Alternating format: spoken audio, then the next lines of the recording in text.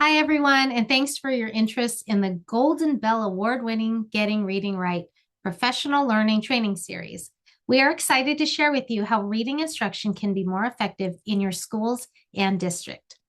My name is Mara Shin-Smith. I am the coordinator here in the Reading Language Arts Unit at LA County, and I am here with my partner, Terry. Hi, I'm Terry Applebaum. I'm a senior program specialist and support literacy development and instruction throughout all of LA County schools and districts. Okay, so let's start with taking a look at what the goals are for the Getting Reading Right training series.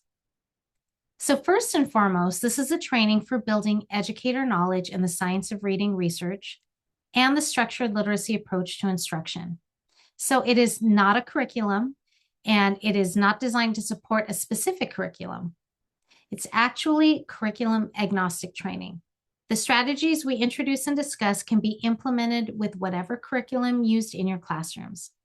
We want educators to be able to make sound instructional decisions with whatever curriculum they have, and they can't do that if they don't know how children learn to read. And we know that educators have come out of university prep programs unprepared to address the reading deficits facing them in the classroom.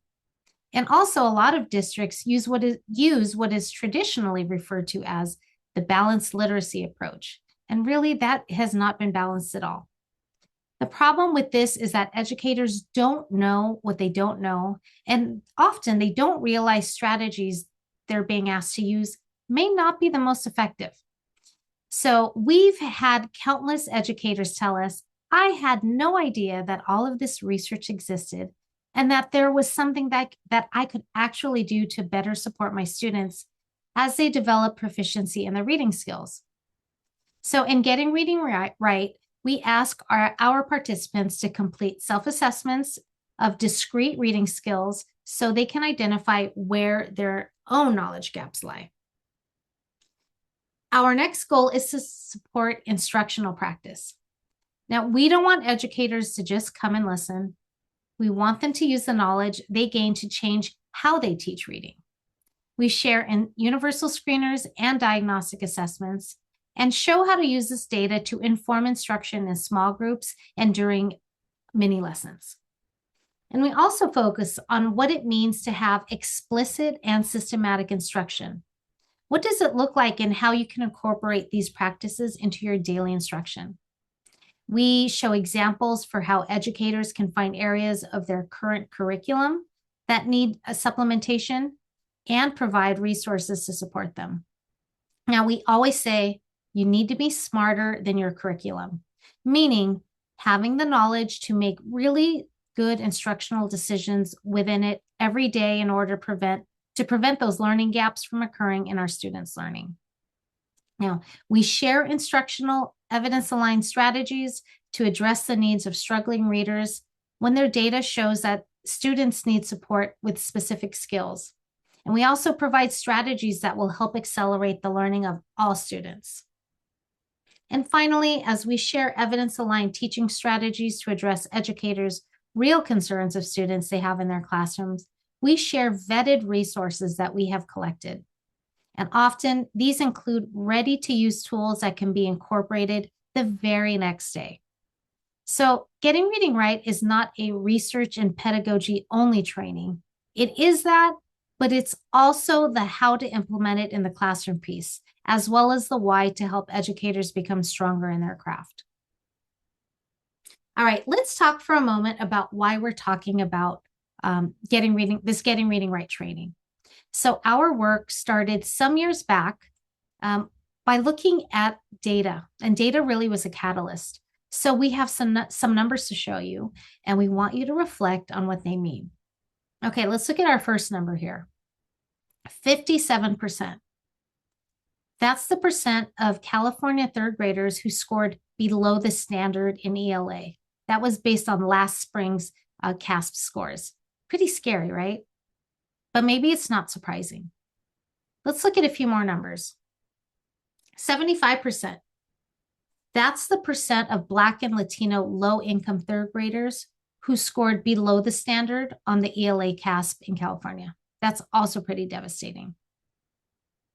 All right, here's another number. 7. That's the number of California districts of the largest 300 within the state, with at least 50% of low-income Latino third graders whose scores met or exceeded the standard on the ELA CASP. Now we have another number. 0. That's the number of California districts, again, of the largest 300, with at least 50% of low-income Black third graders whose scores met or exceeded the standard on the ELA CASP. Now, in case you want to see the actual stats for students in California, here's the 2024 ELA CASP scores by grade level. Now, the center number identifies the percent of students who met or exceeded the standard for ELA.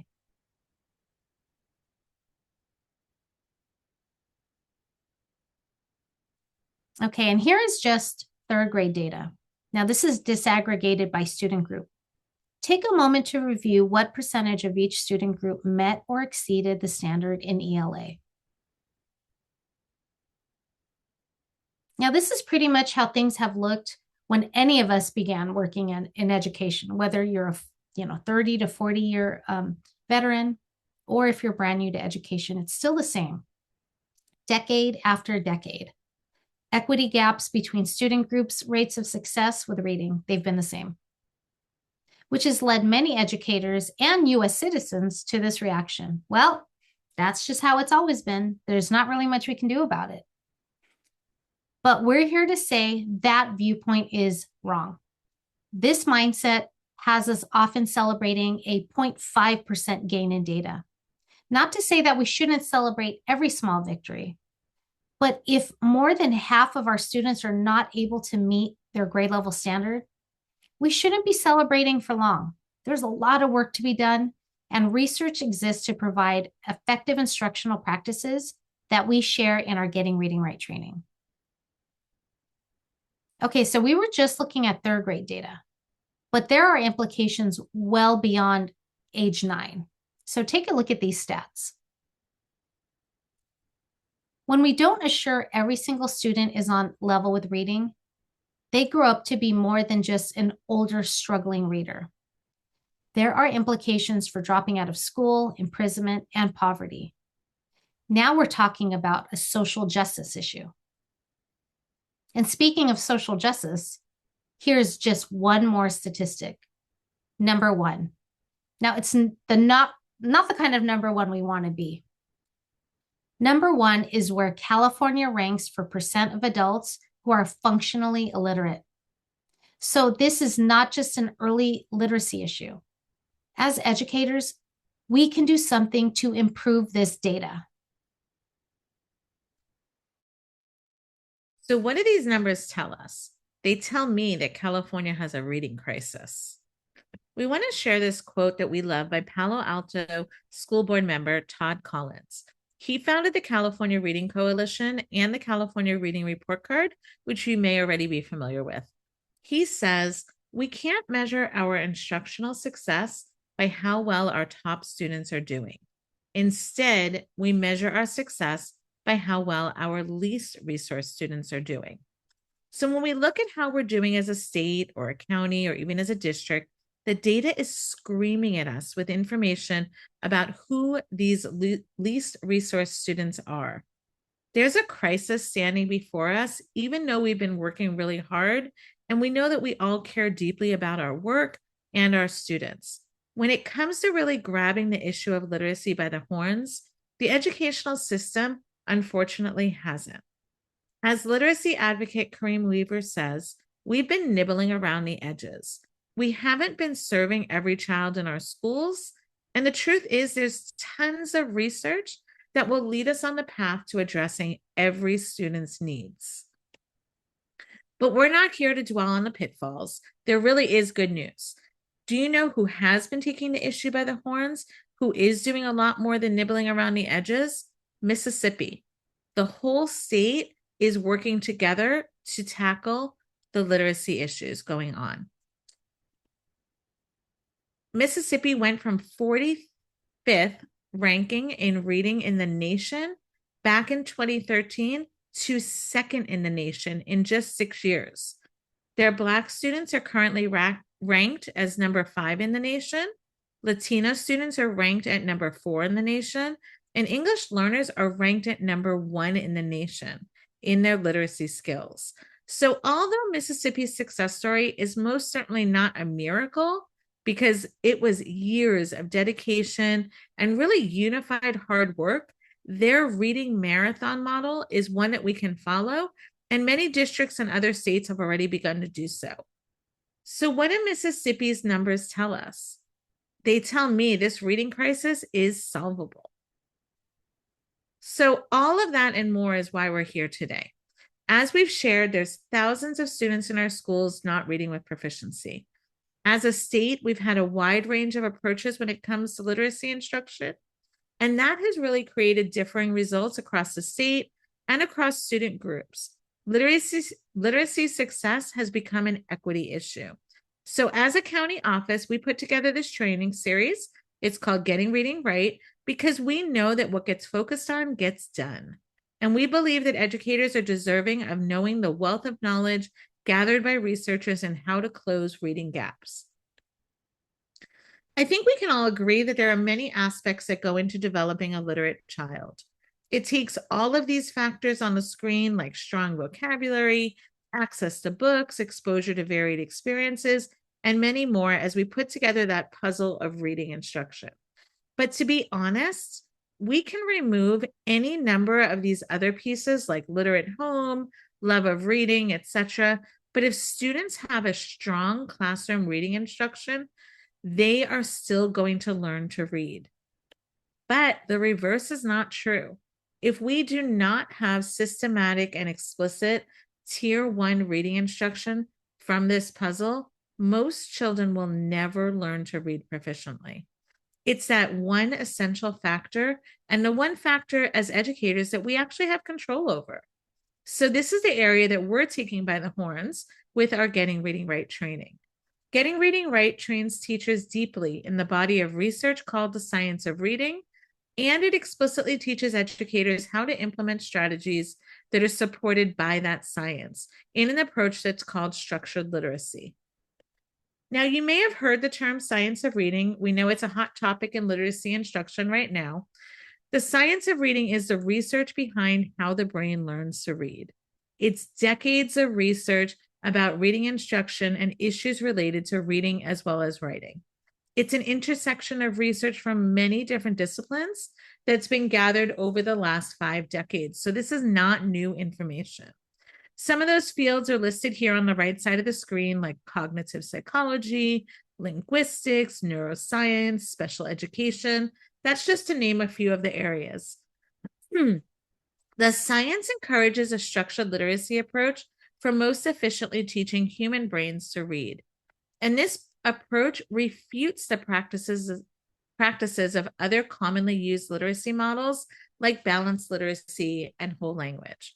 Now, utilizing a structured literacy approach, the science of reading shows that human brains need explicit, systematic instruction in order to teach all of the reading domains. So that includes phonemic awareness, phonics, fluency, vocabulary, and comprehension. So we really want to point out that it's important to recognize what the science of reading is not, as well as what it is. It's not a pendulum swing. This research has existed for 40 to 50 years and is ongoing. It's also not a program. It's a body of research that advocates for a systematic approach to teaching reading. There's also a lot of misconceptions that the science of reading is only about drill and kill phonics instruction, and that simply is not true either. As I said a moment ago, structured literacy instruction includes all 5 pillars of literacy instruction. Now, this point that we're trying to make is that there is an abundance of research that shows what does and does not work for reading instruction. But sadly, this information has not made it to most classroom teachers in California, and most educators are therefore not implementing effective strategies in their daily classroom instruction.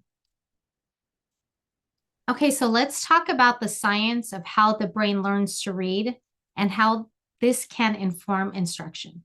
So when we really look at the brain science of how reading skills are developed, we see that learning to read and write is not a natural process.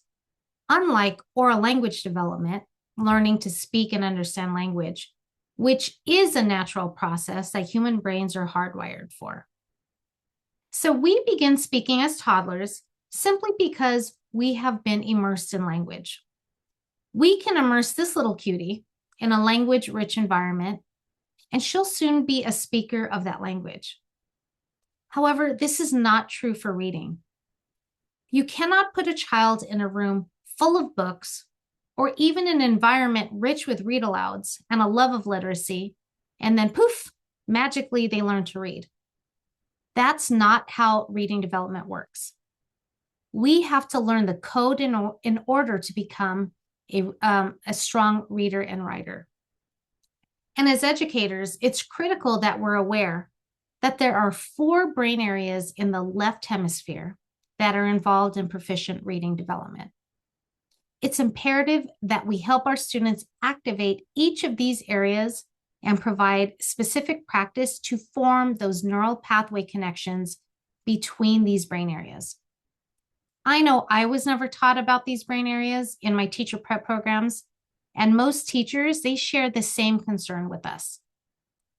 So in our Getting Reading Right training, we show educators how this process works, not just for one-syllable words in primary grades, such as the image here shown with the bat, but for all words students learn to read through every grade level, including multisyllabic words like circumnavigation that just popped up onto the image.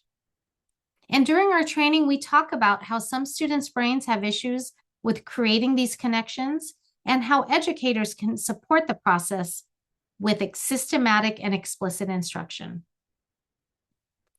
Our Getting Reading Right training is centered around Scarborough's reading rope. The rope consists of 2 elements, the language comprehension side up on top. Now, this is the area that deals with infinite language skills, things like background knowledge and vocabulary. These are areas that we continue learning forever, right?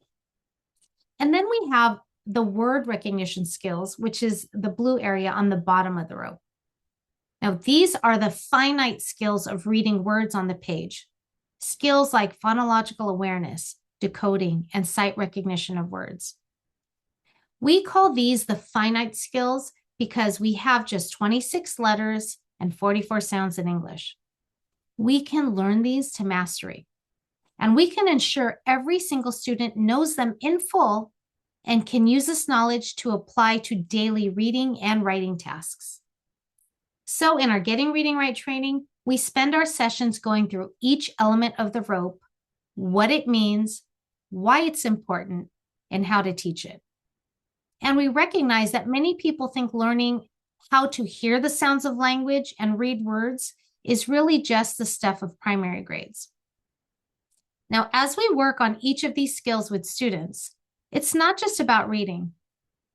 There is simultaneous oral language development happening through every strand too, from the language comprehension strands in learning about how the language works, to the word recognition strands in learning how our oral language connects to its written code. Therefore, as we're talking about building skilled readers, there are simultaneous implications for becoming skilled speakers, listeners, and writers of the language as well.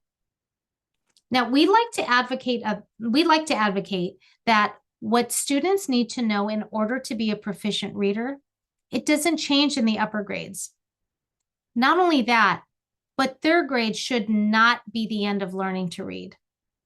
There's so much nuance in language that we should be teaching explicitly as part of our grade level content all the way into 12th grade and beyond. Now, the simple view of reading, this is another theoretical framework focused on during the Getting Reading Right trainings. It shows the relationship between word recognition and language comprehension as reading proficiency develops. So you'll notice that the 2 multipliers are the same 2 chords as Scarborough's reading rope, the word recognition and language comprehension. Now, the simple view, this equation shows us that in order to get to strong reading comprehension, we need both a strong set of word recognition skills, right? The ability to read words, and a strong sense of language comprehension, or the ability to understand the language and know what words mean. Now, both parts of the equation are equally important in order to net strong reading comprehension.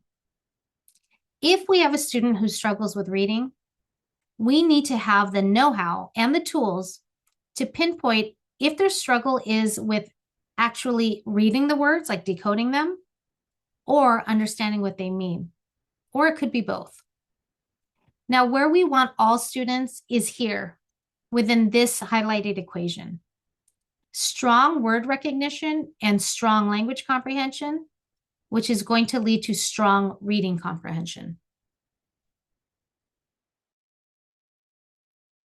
Now, as we've been sharing, the science of reading research advocates for instruction that incorporates explicit instruction in both word recognition as well as language comprehension, as both Scarborough's reading rope and the simple view of reading equation showed.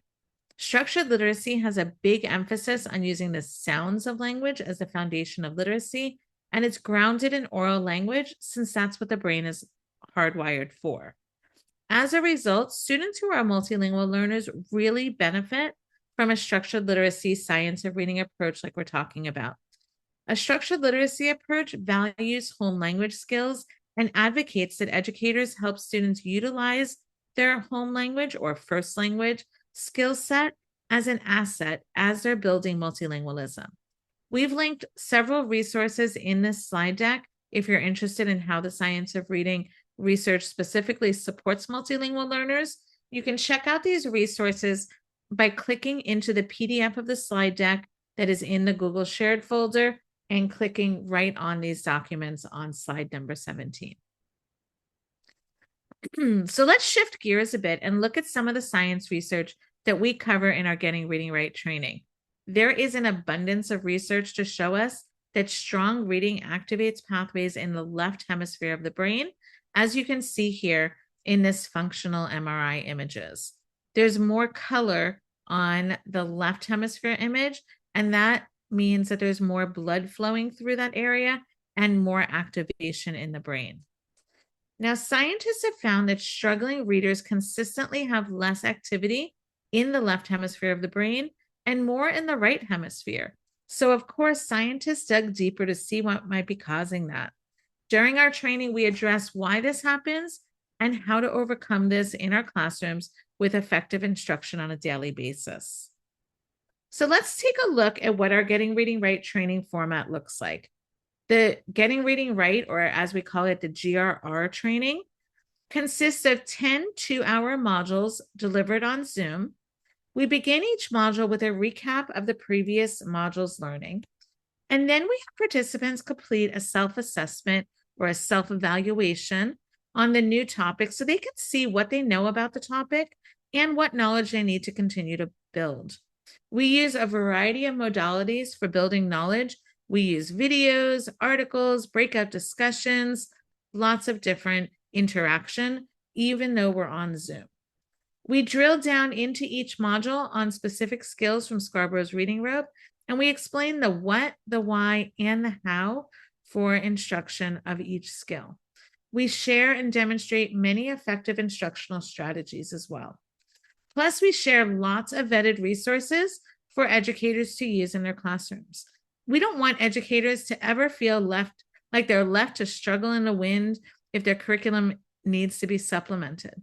So these resources are provided to our participants and are located in a Getting Reading Right notebook that we send participants as well as in our shared Google Drive. We also end every session with an implementation guide that recaps the main points of the module, provides additional learning opportunities, and calls out specific action steps to tackle before the next module.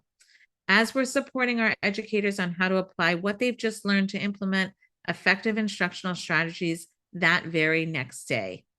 Plus, very exciting, anyone who attends all 10 modules or watches a recording of a session they missed and then send us a summary earns this digital badge, some call it a micro-credential, to add into their email signature or their LinkedIn. And It really shows that they've completed this learning and built their knowledge around the science of reading and structured literacy approaches.